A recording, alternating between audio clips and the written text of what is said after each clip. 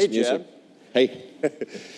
It's delightful to be back with all of you. I've been so honored to speak the last couple of years here at the annual summit, last year with Condi and the year before that with Jeb, before he started his big adventure of the past year. And so glad to see him back in the movement, back in the war, actually, to fight for kids. I have to say the big news story that's going to come out of this, I'm afraid, is that Jeb Bush offends Belgians. But doesn't offend his mother. There you go. I got my priorities straight. I don't know about Tal, but it's delightful to be with you, and you know, you and I have been friends for a long time. One of the things that attracted me to your message from the very beginning was something you said right at the beginning of your remarks that was your first big applause line, which is that the fight for education reform is not a technical fight, it's a moral fight. This is so true. I mean, why are we all in this except to help our fellow men and women, particularly help our kids who are defenseless against bureaucracy, against forces that deny them their God-given rights? How did you get interested, not just in the technical case, but the moral case? Because this has gone back a long time. Tell me about that experience. well, Arthur, I have a confession to make. I'm a striving policy wonk. I love policy. I can wonk out with all of your scholars at AEI, not nearly as smart as they are, but I love policy, and I love the technical side of this. You know, and as governor, I got to implement things that require, you know, a foundation of policy for sure.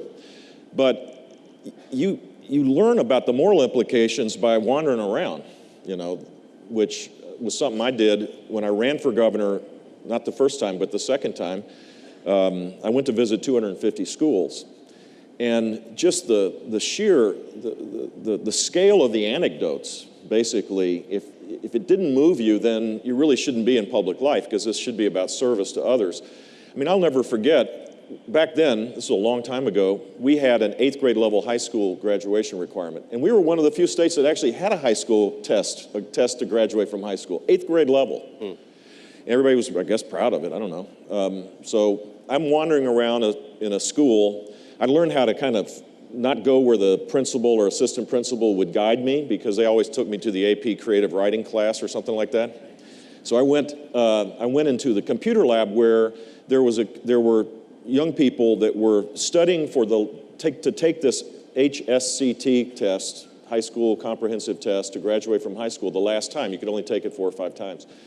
And this kid could not answer the question. I looked over his shoulder. A baseball game starts at 3, it ends at 4:30. How long is the game? He couldn't answer it. I asked if he'd been in the school system, or he was Hispanic, so he could have come from another country. He grew up in this town. He went through the school system in its entirety. He couldn't answer that question. I mean, I cried. I wonder what he's doing now. You think about the moral implications of having low expectations and no sense that that matters, and we just allow it to happen and we excuse it away. There's a huge moral implication to everything we do, and that should create a catalyst, I think, for a more passionate response to the complacency that exists. I mean, there are hundreds of stories like that, thousands of stories of lives that are shattered, you know, as I said last night, of people who have gifts of poetry but will never write a poem, or people who have enormous talents like your son does of dealing with machines that have never had the opportunity to tear down a machine and build it back up. Or kids that live in this incredible country that never leave their zip code. And they may be the most adventuresome people in the world, but have never experienced life outside the life they know. And education is the path for opening up those horizons if we modernize it and recognize the moral implication. The first lesson that I want to emphasize here for all of us who are sitting here, you know, there's an old axiom in the fundraising literature, which a lot of you are involved in fundraising for great causes. And that axiom is that 1 is greater than 1 million.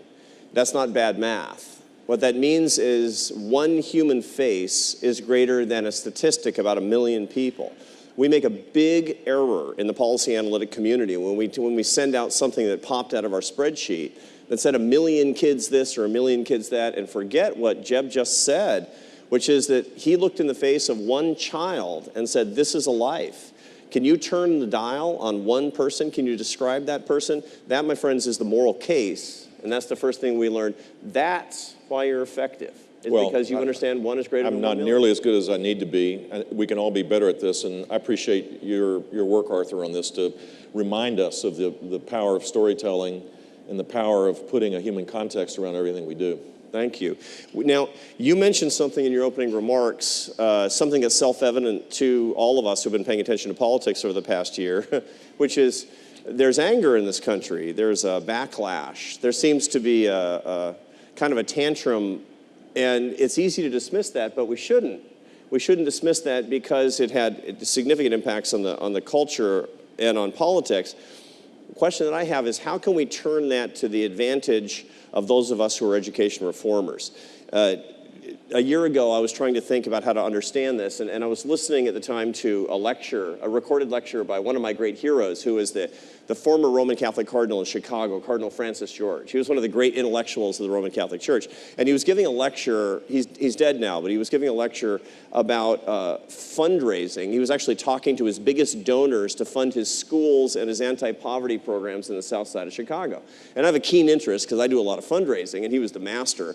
And here's what he said to his biggest donors, very wealthy people in Chicago. Here's what he said. He said, "The poor need you to pull them out of poverty, and you need the poor to keep you out of hell." You know, and I thought, gutsy move, Your Eminence. And I also thought, I'm not going to use that. Don't we call that Catholic guilt, Arthur? Yeah, I'm not going to use that for AEI, and I don't recommend that to you and your organizations. But here's the point. Here's what really got me thinking. I asked myself, do we, in our society, do we need the poor? You know, I realized that going back to the mid-1960s and the war on poverty, we've gotten incredibly adroit at helping the poor, haven't we?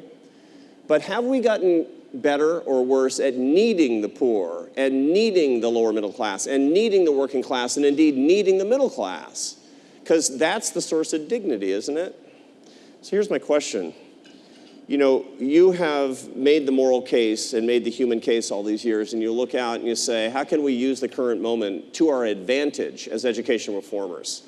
What can we do as education reformers starting today, not to help people at the margins of society more, but to need people at the margins of society more? Damn, that's deep. Look,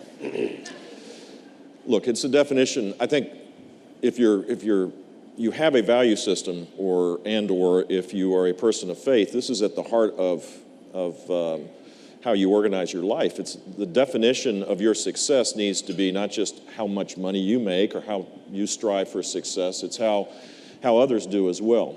And politically, the challenge in this really kind of crude environment is to go beyond being against what's not working and being for things that will work, that will lift people up.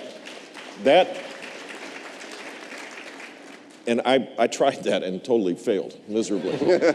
I mean, like belly flop, bam, you know. That the ideas that I think are, in my case as a conservative, the ideas of empowering people and limited government ultimately need to be tested, and they need to be tried again. We need to be advocating them. We need to be on the side of people by advocating powerful ideas that will give them a chance to achieve, as you so eloquently talk about, earned success. Not some kind of comfort from a subsidy of some kind, but actually empowering people to achieve earned success. And my hope is, as a conservative again, and there are people here that aren't conservative, so I want to make sure this is not a partisan or an ideological statement, because the left has a similar challenge right now as well, that my side of the political argument gets back in the game of advocating powerful ideas. Because I think conservatism will be rejected out of hand. And there's a lot of people that say that our victories, which have certainly existed this election and in previous off-year elections, will sustain, you know, the party for a long time. I think that's just not true. We have to now start offering positive ideas to give people a sense their lives can be better. And if we don't do that, then I think you're going to see a crashing of the conservative party nationally. Well, the left's got the exact same issue. There's been a period here where there hasn't been a lot of fresh thinking dealing with the fact that we're living in a 21st century world with a 20th century government around us, with 20th century ideas being imposed on us. I know that you have a strong sense that to make people necessary, to help everybody in the most robust way to build their dignity and for earned success, which you just mentioned, that we have to have a much bigger sense of what education is. Right. I mean, there's a tendency to, when people who don't know very much about education reform, that's K-12 reform, and it's dealing with teachers' unions and trying to break through bureaucracies and maybe instituting a little bit of technology in a different way. But I've heard you talk for years about what education reform means and filling in the gaps in people's lives from when they're little kids until they're being readjusted through the factory shutting down in their community, or getting out of prison, or facing challenges in their adult lives, and even till they're old. So what are the gaps that we need to fill? How do we need to be able to think differently? How can we go out of this conference and start talking differently about education reform? Well, I have a lot of friends and colleagues from Florida that are here, I see, and others that are on the front lines of this. I know at every state capital there's a focus on we need to tear down the silos, and then the silos just the empire does strike back in this regard. People like the silos. They like pre-K, man, don't mess with pre-K, and K-12, oh my God, don't force us to think bigger. And community colleges, we're sacred ground. Everybody loves community colleges. And higher education, don't attack our academic freedom by suggesting that maybe it's not working as well. And then you have the whole technical trade area where people are protecting their shrinking part of the pie. And we need to move away from that and focus on people rather than silos or institutions. And this is where there's a convergence, I think, of our faith, in the case of the Catholic faith, this concept of subsidiarity, and politics. We should be empowering people, and learning should be lifelong. And it ought to be relevant to the world we're in. And people need to have a chance to access these things. And so if you focus on that fact, then maybe our student loan program ought to be modified so that kids in poverty their families receive education savings accounts that can be used for tutoring, could be used for K-12 education, go to a private school, could be saved to go to a community college, could be saved to be able to get a technical trade. But the ultimate decision would be that family, would be that mom and dad and that student, where we're aligning their passions with the funding to allow it to happen. And let 1,000 flowers bloom. Let a whole new approach to customizing the learning experience take place, and make it lifelong, because that's the one lesson we know for sure is this massive disruption post-financial crisis has left a whole lot of people out of work, and they're going to be permanently out of work unless we start upgrading their skills in a way that right now is not being done. Yeah. Over the years, you've tried a lot of stuff. I mean, you were incredibly successful education reformer as governor in Florida, and you've been both a moral and a political leader of this ever since. I know, I mean, you made a couple of self-deprecating jokes about politics coming out here, but I know that humility is a really important part of being a lifelong learner as a policymaker, as a policy entrepreneur that you are. Tell me the one or two failures in policy reform and education reform that you've experienced that have given you the best lessons, and what can we learn from those failures? Well, whatever humility I didn't have, I certainly gained some through the campaign, just for the record. So it's always a good learning experience to get beat bad. I'm going to take your word for that, Jim. Trust me, for those that are running for office, it is humbling, and that's not bad. Mistakes made, or I'd say one of the things that we tried to do that hasn't worked, and I see Bill Galvano, who's now going to be in charge of higher education policy for the Florida Senate. One of the things we didn't do was create this seamless education system where there was real connectivity between pre-K to life. We tried. We created boards of trustees for the universities. We tried to decentralize in return for accountability to give the universities freedom to act, but they basically, they took the freedom, but they didn't take the accountability as well. So that's gotten better, I think, after I've left, but I say that was certainly something that didn't work. On the education area, there were some ideas that we just didn't implement. The legislature did their part, but the clock ran out and atrophy sets in. And you got to stick with this stuff. You can't ever let go. And you got to be willing to accept the fact that it's not going to be perfect. The existing system isn't perfect. So if you go if you voucherize or you have education savings accounts, which I hope every state eventually moves to, it's not going to be perfect as it's being implemented. There will be fly-by-night schools that will try to take advantage of the public money. And the lesson is not to cower when you see this, it's to make sure that you have reasonable regulation, but don't over-regulate it so that we end up in the exact same place we are now.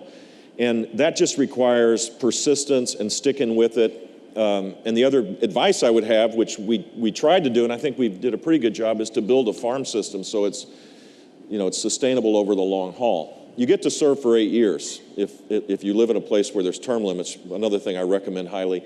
And in that kind of environment, you need to make sure that you have people that are committed to always evaluating where you are to enhance it, to move forward, to build on it. Success is never final and reform is never complete. You always have to be playing offense.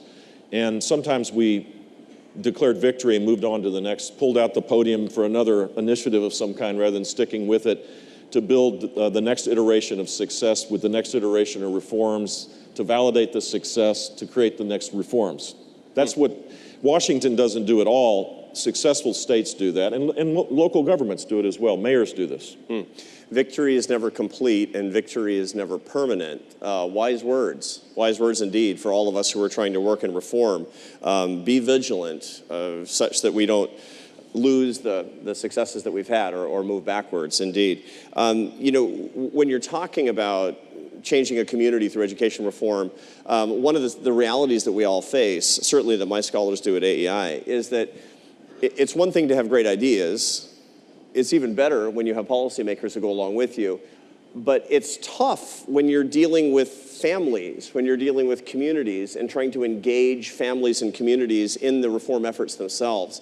How can we all be better at working with families such that families themselves see it's easy for me to assume that every parent will see the value of education reform, but I recognize that that's not always the case. How can we wrap around our efforts better to make a comprehensive sense of the moral case for the very people themselves and communities? Arthur, scale matters here. If you have a program, there are many states that have begun to implement ESAs or vouchers, for example, for children with learning disabilities, and they have 400 kids. In a state of any kind of size, that's not scale. And so that program could wither away because there isn't a constituency for it. What you need to do is build a constituency so people can't turn back. So in Florida, for example, with roughly 100,000 kids in the corporate tax scholarship program, if the Supreme Court rules that somehow this doesn't meet the constitutional test, there are going to be thousands and thousands of families, predominantly all near or at the poverty level, mostly African American and Hispanic, but not completely. They're going to be outraged because they made this choice, and this choice was better for them. It's not to say all public schools are bad, not at all. But for them, this was the right choice. To take that away is going to be hard to do, irrespective of what the Supreme Court does. So being big in the policy area, it gets, it's not pretty when you implement. It's a little chaotic, but you have to create a constituency that sustains these things. Governors come and go, legislators come and go, but moms and dads don't. That's the permanent nature of society, and to have them be on the side of the reform is essential for its long-term success. This is not about the supply of reform. It's also about cultivating the demand for reform, and I think that's the next big lesson, certainly that we get. Frankly, the supply will come. Right. The notion that you have to build supply and that the demand will come is the wrong approach to do this. I think success relates to this idea of empowering people, not institutions, whether they're schools or another government program. It's empowering people to make decisions, and there will be all sorts of people moving towards that demand to be able to provide a quality education. And if it doesn't work, moms and dads are smart enough to know that it doesn't work, and they'll move on. Trusting people, creative concept there, and not one that policymakers have always subscribed to. We've talked just for a second, and we're pretty much out of time. People are going to take their break, but I do want to get your quick thoughts on two things. Some people here don't know that you're about to become a college professor, that you're about to go work at Texas A&M University at the School of Public Service, which is named after your father. Yeah. Which is an appropriate place to do it, and I'm delighted to see it. My mother's associated with it, too. That's What is the most important piece of leadership advice you're going to give your graduate students, starting in January? It's to have a servant's heart. It's to be all in, to be passionate about what you do, but to have a servant's heart and to show people that you care about what you're advocating. Everybody's got a good idea, but you got to connect with people on a human level. And people will follow if that's the case. Where any success I've had, it's been because I was effective at communicating my heart rather than my mind. And then to build a team, one of the things I learned that I didn't have the skills necessarily. I ran a business, but not as complex and dysfunctional as a state government, was talent management. Empowering people to have responsibilities, having their back, not cutting and running when times got tough, accepting responsibility for the team, allowing them to go and to be bigger and bolder and allow them to take risks. All that stuff was part of a leadership style I learned. I didn't have it when I came in. It was trial and error that made that happen. So create an environment where you're taking risks and you're learning as you go along.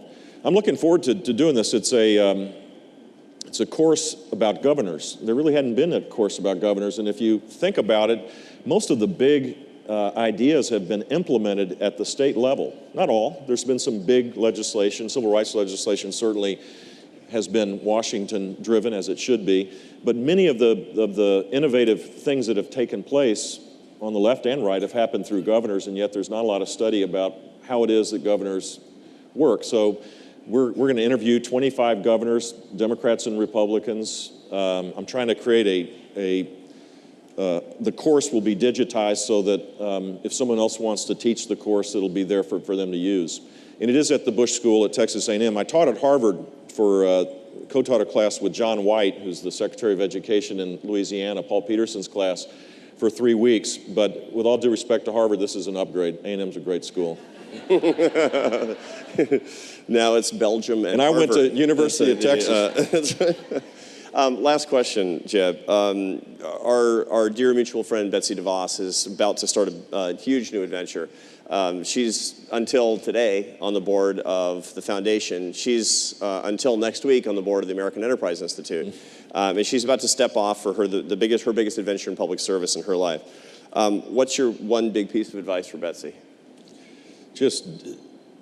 I don't have to give her advice. I know exactly what she believes. She has a heart for children. She believes like we do, that we should reform the system. I'm so excited. That was President-elect Trump made an extraordinary choice with Betsy DeVos, and we need to pray for her and be supportive in every possible way. Betsy DeVos is indeed an inspired choice and gives me really a lot of hope about what we're going to be able to see at the federal level in the coming years. Ladies and gentlemen, we've run out of time. Time passes fast when you're talking to Jeb. So many good ideas. Let me sum up just in 20 seconds. We've learned a lot of different things here. Some of this you knew, but the emphasis here is really critical. Here are the big lessons. Make the moral case as opposed to the technical case. We know the technical case, but we're equipped as human beings with written on our heart what we really care about the most, which is kids and our fellow human beings. Make the moral case first. Second is do it by keeping front and center the human face, this concept that one is greater than 1 million. Always push the power down. Subsidiarity is the concept that at the lower level it works better. push it down from the federal to the state, from the state to the community, and most importantly, to the parents and to the kids themselves. Teach people throughout their lives, because what their lives are what matters the most, and most importantly for each of us, remember that you have a good brain for reform, but your greatest asset is your servant's heart. These are the concepts that we get from Jeb Bush. These are the leadership lessons that have made him the leading light in our movement. I'm so grateful to him, and I'm so grateful to you for this opportunity to hear his thoughts. God bless you, Jeb. Thanks, Arthur. Thanks, buddy. Thanks,